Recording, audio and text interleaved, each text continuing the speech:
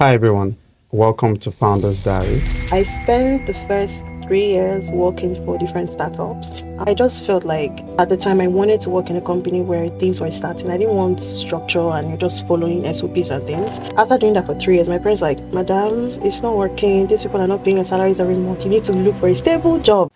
With me on this particular episode is Anita Odiete. She is the founder and CEO of Atunlosustech. Funny enough, I wanted to be a doctor growing up because my mom is a nurse. But that didn't really work out. I can imagine I still feel like I was supposed to be a doctor. Really? When you're in it, you actually see that it takes you into a different wavelength. And that's one thing as a business owner. You plan to do certain things and then, the government comes, change something. You have to be able to navigate all of those challenges. I spent 6 months in the customer experience team and I started to feel like, okay, I don't want to do this anymore. Like, I felt I didn't have any value to add anymore and I wanted to do more. How's the transition been? So at the beginning it was exciting, but you then start to realize like, oh, no, you're the one having to worry about everything. Once you start a company, one thing that you would realize is that you need people. How's it been like setting up your team and ensuring that you have the right people around you? finding the right people is not as easy as I thought it was. So the first thing I wanted to do was Talk to me about Atunlo. Atunlo is a waste management company. We're based in Ibadan and we're trying to solve the waste problem in Nigeria. Let's speak more on metrics. We have been able to take over 400,000 kg of bottles off the street. If we had put a number to it, that's over 22.5 million pieces of bottles off the street. Wow. Amount of money that we've spent in terms of disbursing as of today. Wow.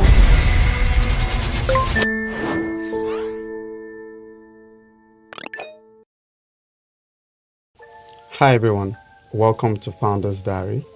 The Founders Diary is an audio-visual series podcast where we invite CEOs and co-founders across the globe from different industries, basically to come around to talk about their business challenges and more like their day-to-day, and talk to us about the strategies that they come about to navigate the challenges that they face on a day-to-day. My name is Abayomi and I'm going to be your host for this series. With me on this particular episode is Anita Odiete. She is the founder and CEO of Atunlo. Welcome, Anita. Thank you. And I'm particularly excited about this particular edition, and that's because you're the first female CEO and founder that we are having on the show. So honestly, I've been looking forward to this conversation, and I'm looking forward to really what we'll be talking about, and I'm looking forward to experience, because there's a lot of interesting things that female founders are doing out there, and really looking forward to sharing from you and sharing from your experience too as well. So maybe you should start by probably telling us about your background. Where do I start with background? Okay, so I'm from a family of 4, first girl. I grew up in Edo State. At some point we had to move to Delta, because funny story, now we have buses that come around, take children to school. Parents don't have to do that. Yeah. So growing up, my mom and dad started working in Delta. We lived in Benin, so technically no one to take us to school. Yeah. So they had this bus, and at some point the guy stopped coming. I was like, children, I don't want to sit down and watch cartoons. So we never told our parents that we're not going to school. When they realized that, okay, the bus wasn't coming frequently, they're like, okay, you know what, we need to actually move as a family. And we did that, and we stayed in a hotel for 5 months. Wow. Because our house wasn't ready. But that was actually interesting, because we used to sneak in pots and food stuff to cook, because you're not allowed to cook in hotels. But it was an interesting childhood experience. And funny enough, I wanted to be a doctor growing up, because my mom is a nurse, my dad is an engineer. So I'm like, you know what, I'll be a doctor, I'll marry an engineer, because it just seemed perfect. So, that didn't really work out. I wrote the medical exam and I failed, which had never happened before. Everyone was shocked. And my parents were like, okay, maybe medicine is not for you. I'm like, that's all I want to do. It has to be that or nothing. Yeah. And how did I even get into... I spoke to my cousins and I'm like, what else can I study? Because I don't have anything else and I don't want to do engineering. And they're like, oh, try IT or computer science. And literally, that's what I chose. Wow. Literally a random suggestion. And I went with that. Moved to the UK, did my undergrad, did my master's there as well. So it was computing and IT management. And for some reason, I was like, you know what? I think I want to do consulting. And I tried to apply for so many. I applied to 1,000 jobs, but the UK did not want me. So I had to come back to Nigeria to say, okay, yeah, maybe this is where the opportunity is. It didn't make sense at the time, but I think now it's starting to make sense. Okay. And first work I did here was for a student discount firm. Okay. So what they wanted to do was offer student discount to Nigerian students. I was a product manager. So you moved back to Nigeria after your after my studies. Okay. After struggling to look for a job. Okay, so before we go into like you moving into Nigeria, I'm particularly interested about your background, right? So I've had friends that you're growing up. I've had friends who, growing up, they had to move from one state to another. So for me, I find it really intriguing because I was born in Lagos. I lived all my life in Lagos, and having to move around, really, I feel like it shapes you in terms of your ideology, how you see life, and how you're able to sort of adapt to any environment. Would you say that having to move around, like when you were like younger, sort of helped you in adapting when you find yourself in different environments, even as you grow older? Actually, yeah. I mean, now that you said it, yeah, because we moved from Benin to Delta, and we weren't in like a home. We lived in a hotel, which was very, very weird. But we had to adapt. And then we moved to our actual home. So yeah, thinking of it, yeah, I think that helped. And as children, it's easy to teach kids. So adaptability would have been something that I would have picked up on when I was much younger. Even seeing my parents adapt as well. I think subconsciously, yes, that actually helped. So, I never thought of it. Yeah. So now there's a shift from you wanting to study medicine, want to be a medical doctor. I can imagine I still feel like I'm supposed to be a doctor. Really? Yeah. Wow, in hindsight, you still feel like... Yes, because I'm really passionate about helping people. Like, I'm the person that if my friend is sick, I'm like... You didn't make as much money in Nigeria. Okay, not in Nigeria. I would have jackpot. But till today, if I have friends that are sick, I typically know what to recommend.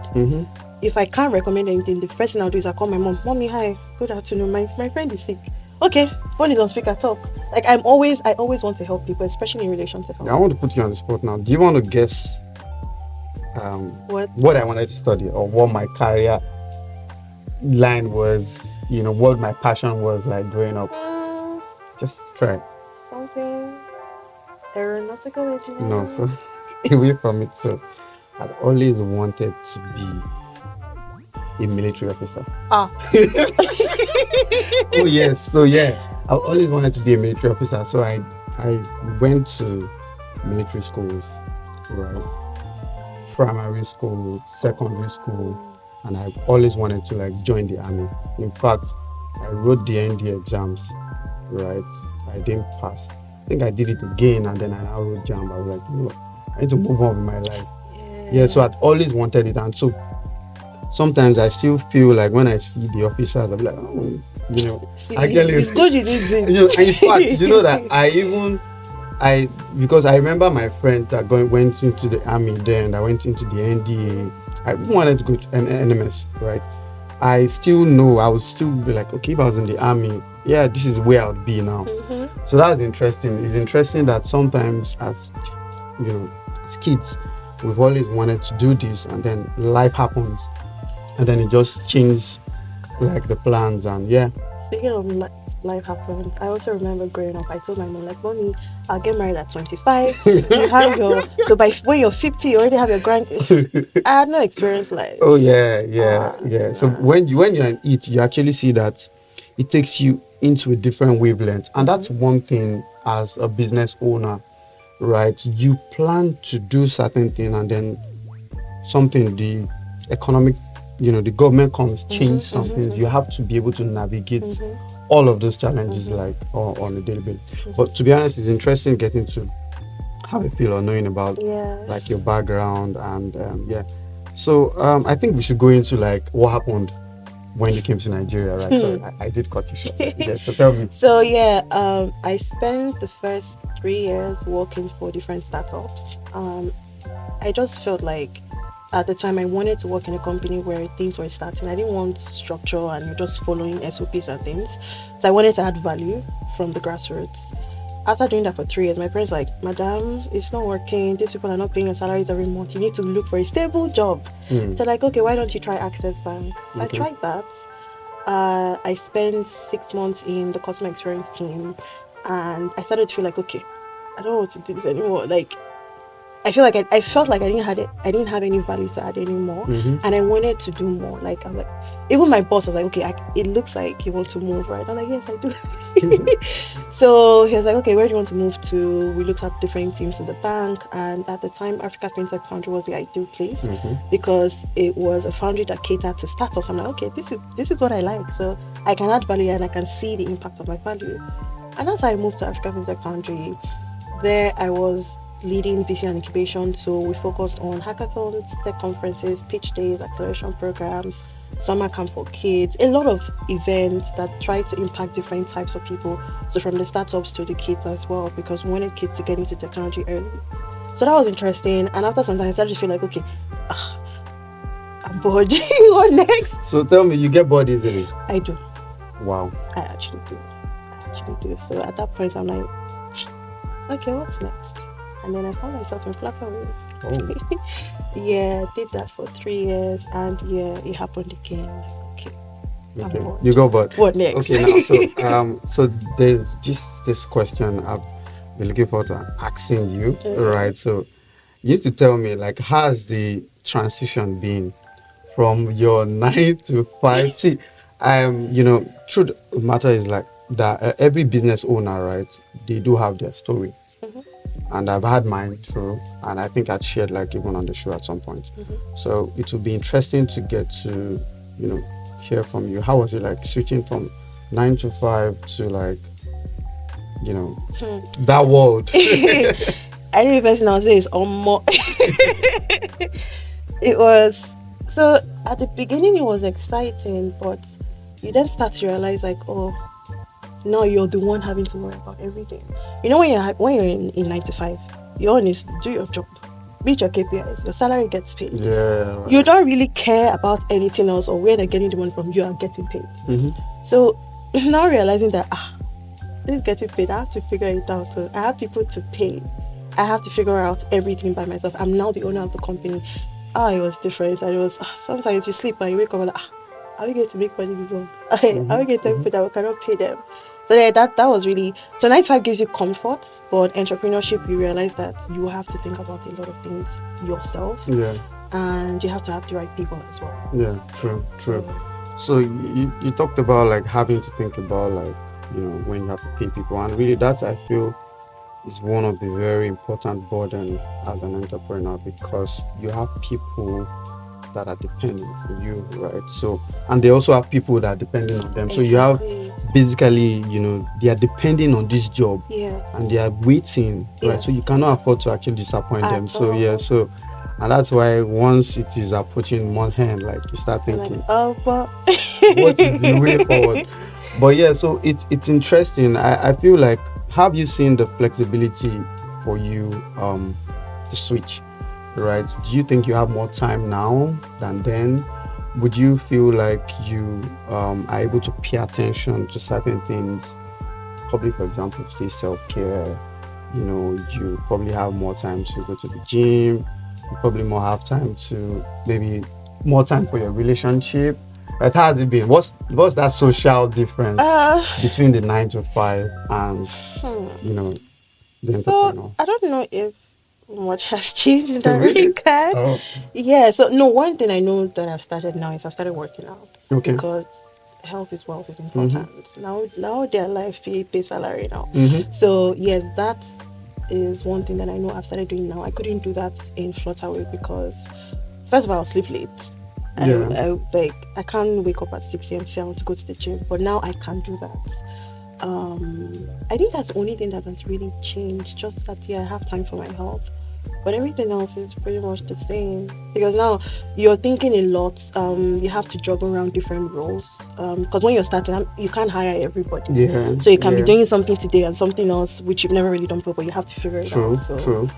yeah, in terms of how much time, not much has changed. Well, I know that now I can work out. I have time to work out. So one of the things that we trying to achieve on the show with the show is to provide insights to people that are aspiring to become business owners, right? And once you start a company, one thing that you would realize is that you need people. You cannot do it on your own. So, how's it been like setting up your team and ensuring that you have the right people around you? It's been interesting to know how you gone about that. Finding the right people is not as easy as I thought it was. Um, no, it's not easy. So the first thing I wanted to do was to find someone that understood the vision of the company and had the same, if not more, like in terms of drive, like someone that had the same drive or even more than me. And he's here today, but he decided to be in the background. But yeah, so it was important to find that person that was like the yin to my yang. Yeah, Yeah, true. that's anything that I couldn't think of. Mhm. That person was there to think of it. So I just looked within my circle and that helped me to find the right person. But in terms of the factory itself, like that was another ball game because Yeah. you have machines. You can't just hire anybody. Mhm. You have to hire people that know how to use these machines because Yeah. if they spoil something, you will pay. They will pay. They can't True. pay. True. So that was more challenging. One, two. In terms of people, I don't know. Oyo State is very unique. Mhm. They don't really like to work. Mm. Yeah, so you have people who come to the factory, they work for like a week and they don't come back, and you're just confused. Like, oh, you don't have a job. Mhm. We're paying you. Why are you True. not coming back? So it's very interesting. It's very interesting. But in terms of navigating how to also get the right people to use the machines, we really stretched our boundaries to look for people who already knew how to use the machines, and we did like a train the trainer model. So even when we got other people that didn't know how to use those machines in the factory, so long as they had the drive and we're like, okay, this person would stay. Yeah. It's just a train the trainer thing. So the people Okay. who had the experience, they train them. So they're just overshadowing what they do, and then after some time, they're like the supervisor. No, they're like the assistants, and they're able to use machines themselves. So that's what we had to do because if we focused on looking for people that know how to use machines, in the long run, you won't find. So just find people that have the drive, and then have people that can train them. Interesting. Yeah. I think at this point it's important you talk to us about like Atunlo, right? Because you talked about machines and people that don't know. Yeah, like what's so, all like going okay, on what's here? really going on here, right? So, talk to me about like Atunlo. Like, just give like a general, for like a layman that really doesn't know what Atunlo does, right? So, I think that would really help. Okay. So Atunlo, I know I'm not pronouncing it right. It's Atunlo. Atunlo. I'm so sorry, I'm not Yeah, Yoruba. yeah. So Atunlo is a waste management company. We're based in Ibadan, and we're trying to solve the waste problem in Nigeria. We picked Ibadan because it was better off to do it there. They have a lot of waste. It was better to do it there than do it in Lagos because Lagos cost of setup is quite high. Ibadan is not too far from Lagos, so we're like, let's try Ibadan and let's see how that goes. So yeah, we manage waste. We collect plastics. We're thinking of scaling into other recyclable materials, but we're focused on collecting plastic. So we collect the water bottles, so they're called PET bottles. We also collect your household plastic, so like your plastic basket, dustbin, serving spoons, any plastic in your home, we also collect that. So for the plastic bottles, when we collect that, we typically sort by colors because different colors are recycled different ways. Some people want a certain color than the other. Yeah. So we pick. Most people will say, okay, they want clear and white. Sorry, clear and blue, not clear and white, clear and blue. Some people say, okay, they want like the Montana bottle. Some people will say they want like what's the green bottle again? Team. Yeah, some people say, okay, they want the team bottle. Yeah. So we always sort by colors, and then after that is either we bail. So bail is pretty much putting the bottles in a machine that sort of like compresses it to a cube. Once we've done that, we have off-takers that take that off our hands, and then they use that to produce other things like new bottles, or some people do waste to energy. Some people also use it to make ropes. Some people further process and export. And then in terms of the other colors of the bottles, yeah, the people that use it for different things as well. Now for the household plastics, what we do with that is quite interesting. So we take sort by color as well Okay. and type. Okay. We crush. So imagine crushing is pretty much like you're putting it like a blender. Mm-hmm. So we crush it. After crushing, we wash, and then we'll put it in a machine that would literally recycle it into raw materials. That people who are interested in using those recyclable materials in making new household plastics, we can give it to them, like we sell it to them. We also use that.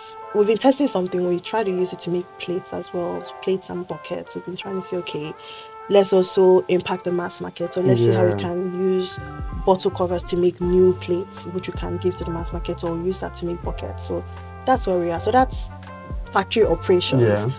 Aside that, there's also the advocacy parts where we're like, okay, different consumers in terms of levels, there's a way you have to communicate to them to ensure that they're able to change how they see waste as in their around them in their communities.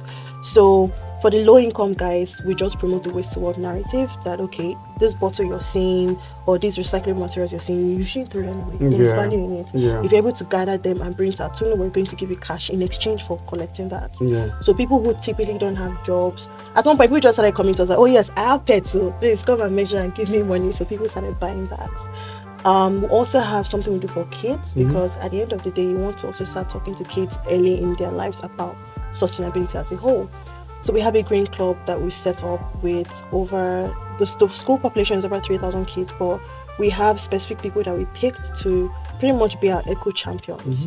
So for that, we have a whole 1-year curriculum which we use to train them on everything in relation to sustainability. There's a mixture of theory and practical. So theory, understanding theory aspect. Practical is we give them assignments like, okay, let's do some recycling, let's do some upcycling, let's visit some factories, let's see what they're doing. And yeah, so there's that. Other things that we're exploring are health. So we want to see like, okay, what is the possibility of using waste to get health insurance or to get medical supplies? Because there are people who can't afford to get money, but they can get waste. Another thing we're trying to explore is how can we impact the fashion space? No. What can we do there? It might not necessarily be like pet bottles and things like that, but how can we impact the fashion space? How can we make it more sustainable? Interesting. I think I was reading a report that said the plastic recycling industry in Nigeria is valued at about like $2 billion. There's been a bit of controversy around those numbers, and the reason is because it is believed that we're not harnessing the potentials of the value that recycling can bring to the Nigerian economy. And the report talked about like the challenges, really, because in terms of recycling, you need people to be able to bring out those plastics, right? And the way we recycle, the way we actually dispose waste in Nigeria is different from, in the global countries where you have like separate the plastic. So people just put everything together. So and I feel like that's one thing that your advocacy would actually touch into in terms of that awareness, letting people know. Also, you talked about setting up a business in Nigeria is really, really tough. And with the current, economic realities, right? Manufacturing industries are really facing the heat with electricity, cost of diesel. And so these are really challenges that are making us not harness the potential in that industry. I personally believe that the industry could actually solve a lot of problems. Unemployment, for example, you talked about the factory, definitely you have people in Ibadan that actually working with you, considering the value chain, people that would sort, people that you would arrange, people that would handle the machines, people that would transport. So that's like a lot of employment opportunities if we're able to harness and sort out the little problems that I've talked about. So I just want you to share the challenges that you faced so far.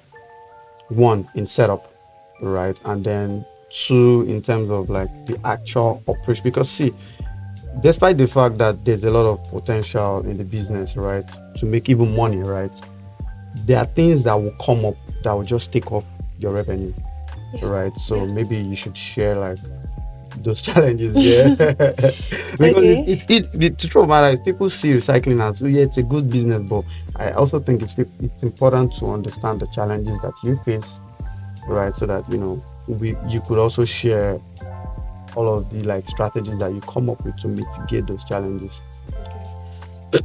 So I think number one would be people. So retaining people, because I think I said earlier that in Ibadan, for some reason, it looks like people don't like to work. So what we've tried to do for that is just get like a pool where even if someone leaves today, we have like a pool of people that can always replace that person that has Yeah. left.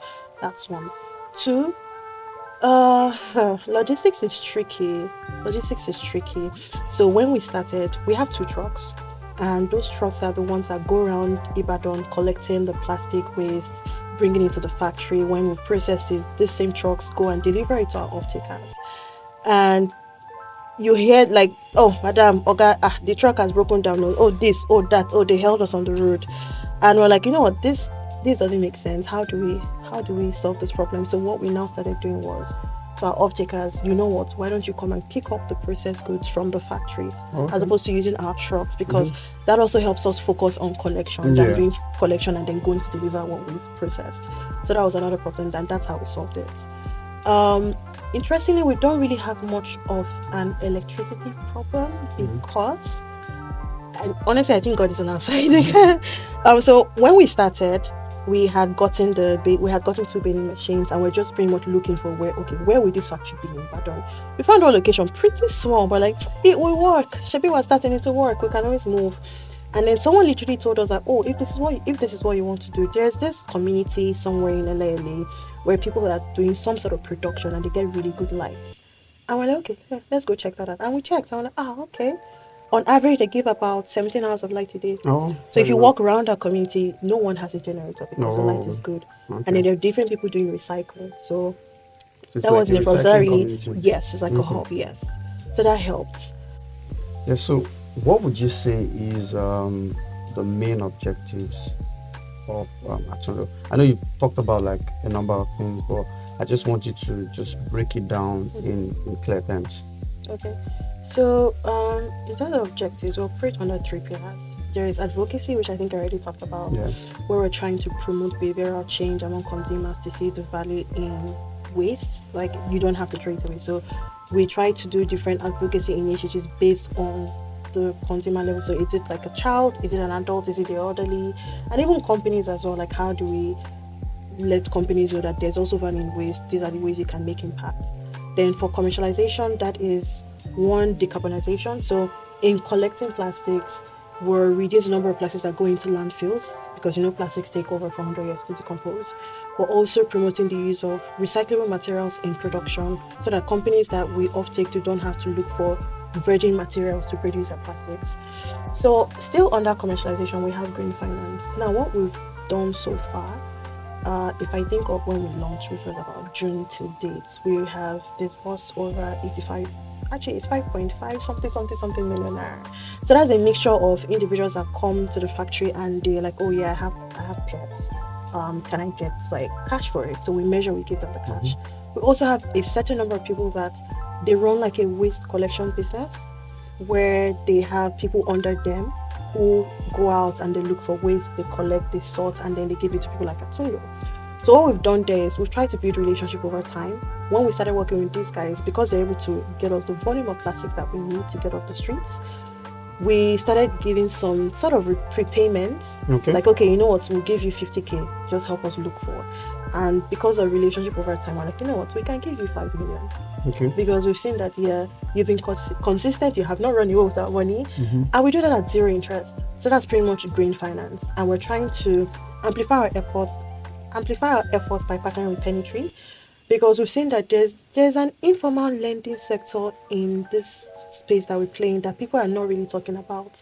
Like, how do we get people to take loans and then they have like pets as their collateral? So those are the things that we're trying to explore with Pennytree. That, okay, how do we amplify our efforts together? Because there's something there that actually needs to be focused on. Yeah. So basically, that's more like empowering people to do more, and then at the end of the day, we're working towards empowering like those around.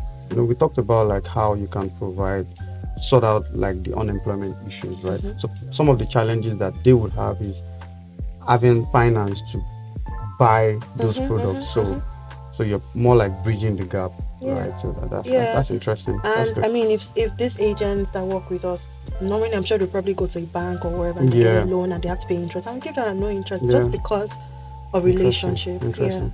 I think partnering with like Penity would also help you facilitate that side of business. Mm-hmm. That's good. That's good. So it's really interesting getting to know about like what you've done so far at Sunlo.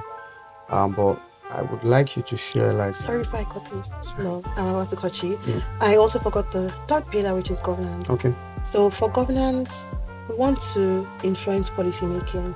So people who are trying to create policies to reduce the waste from source, which is like the people who produce the waste, and also policies that influence behavioral change for the consumers of the waste. So we're trying to partner with companies or other organizations that are focusing on that. Mm-hmm. So what are the policies that can reduce waste from source, which is one, telling the bottling companies to start transitioning to using clear bottles as opposed to color bottles, because color bottles are a bit hard to recycle. So how do we influence those policies, and in what policies can we come up for consumers, people like you and me, to ensure that we actually start sorting our waste the right way and promoting the waste wealth initiative, so that it's something that just becomes part of our lifestyle. Yeah, so that's another pillar that we play in governance. So Interesting. advocacy, commercialization, And governance. Yeah. That's good. That's good. I think what you're doing is really driving a particular side of the economy that no one is looking at now, and it's really emerging. And I'm sure that there's a lot more you can do. But you're currently in Ibadan. What are the expansion plans? Because you also need to look at the environment that you are. It's funny that you're in Ibadan. I know you explained the reasons why the setup cost. Most of the waste companies are actually in Lagos because of the huge market opportunities. Right. So, what are the expansion plans for Atunlo? Okay. So right now we actually already started. So we're looking at Ilorin, Oshobo, Abuja, Zamfara, Kogi, Ogun. I hope I haven't missed anyone, and even Lagos as well. Yeah. Okay. Yeah. Okay. So those are the states that we're looking to get into this year, because we've seen the opportunity. So one more thing that we actually have mastered a bit is predictive modeling. So Ibadan was almost like a pilot. It's like, okay, how will it work? How do we know where to find more waste? What are the technologies that we can put in place so that we're not running around the whole streets of Ibadan looking for waste? How do we go to where the waste is and then pick it up? So we've sort of mastered that with some technology partnerships that we have today, and that's what also influenced our decision to expand. Like, okay, all these places I've mentioned, they have a high amount of waste. So it's a strategic expansion, which is a bit influenced by predictive modeling. Let's speak more on metrics, right? How many months have you been in full operations now? I'm going to count my months. June, July, August, September. Okay, yeah, 9 months. So what has been like the specific achievements in terms of like the number of pounds, the number of volumes? So in terms of what we have done so far for metrics, one, we have been able to take over 400,000 kg of bottles off the street, so that's PET bottles.